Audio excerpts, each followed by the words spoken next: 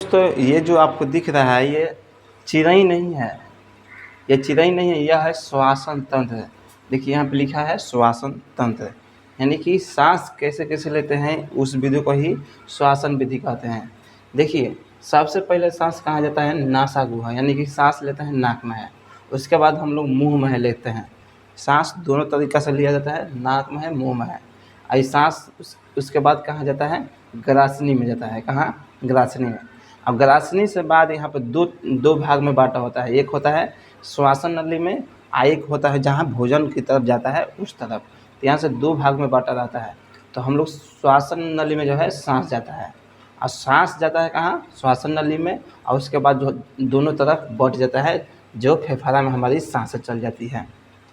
तो फेफड़ा में हमारी सांस चल जाती है। और देखिए जब सांस लीजिएगा तो उसमें बहुत प्रकार का गैस रहता है, जैसे देखिए नाइट्रोजन रहता है 78%, ऑक्सीजन रहता है 21%, कार्बन डाइऑक्साइड रहता है 0.03%। तो इस जब लीजिएगा उस सांस तो उस समय कहते हैं निश्वासन, और जब छोड़ेंगे तो उस सांस को जो है तो उसे कहते हैं उच्छ्वासन। यानी कि जब सांस लेंगे तो नाइट्रोजन 78%, ऑक्सीजन 21% और कार्बन डाइऑक्साइड जो है 0.03%। और जब छोड़ेंगे सांस तो नाइट्रोजन देखिए 78 रह जाएगा लगभग, और ऑक्सीजन जो है ये 21 था, अब हो जाएगा ये, जब हम सांस लेकर छोड़ेंगे तो उस समय 17 ही बचेगा। 4% ऑक्सीजन हमारी पूरे शरीर में जो है कोशिका के अंदर चली जाती है। तो 4% जो है ऑक्सीजन हमारी पूरा शरीर के अंदर जगह रह जाता है, और कार्बन डाइऑक्साइड के रूप में जो है बाहर आता है। तो कार्बन डाइऑक्साइड कितना था, 3, कितना छोड़ दिए, 4। तो उधर से कार्बन डाइऑक्साइड बटोर के लाता है। देखिए जब सांस लेंगे तो डायफ्राम जो है, ये डायफ्राम है, देखिए डायफ्राम, ये जब सांस लेंगे तो डायफ्राम नीचे की तरफ आता है, और जब सांस ऊपर लेंगे तो ये जो है डायफ्राम, ये डायफ्राम जो है ये ऊपर जाएगा।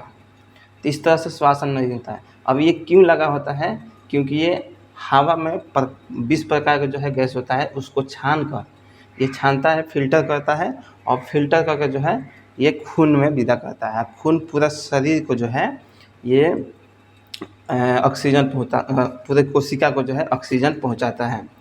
तो ये फिल्टर करता है, छान लेता है हवा को, और छान के जो है खून में मिला देता है। अब पूरे खून जो है पूरे शरीर को जो है ऑक्सीजन प्रदान करता है। तो इस प्रकार है हमारी श्वासन नली।